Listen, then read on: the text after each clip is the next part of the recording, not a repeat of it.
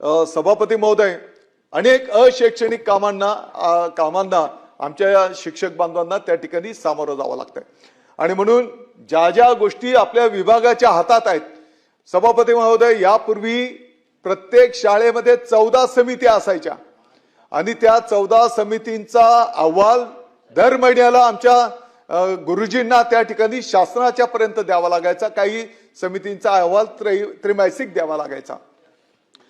जेव्हा आम्ही विभागाच्या वतीने याचा अभ्यास केला तर असं दिसून आलं की बाबा याच्यातले तर काही रिपिटेशन होत आहे आणि म्हणून 14 समितींचा गाभा एकत्रित करून फक्त 4 समित्या आता त्या ठिकाणी गठीत करण्यात आलेल्या आहेत आणि या 4 समितीच्या माध्यमातून त्या ठिकाणी फक्त माहिती त्या ठिकाणी बोलवली जाते आहे.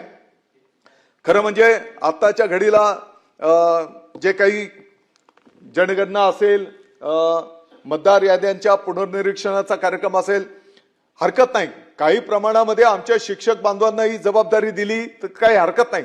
परंतु आम्हीही हे निवडणूक आयोगाकडे आम्ही पण मागणी केली आहे की शासनाचे इतरही डिपार्टमेंट्स आहेत, मग महसूल डिपार्टमेंट असेल, ग्रामविकास असेल, कृषी विभाग असेल, इतरही डिपार्टमेंट्स आहेत, त्या डिपार्टमेंटच्याही लोकांना जर सामावून घेतलं तर मला वाटतं की काही प्रमाणात शिक्षण विभाग आणि इतर डिपार्टमेंट्स अशा पद्धतीने जर आपण पुढे गेलो तर मला वाटतं की अनेक शिक्षकांना आपलं जी काही मूळ काम आहे शिक्षण सेवा देणं ते त्या ठिकाणी निश्चितपणे करता येईल.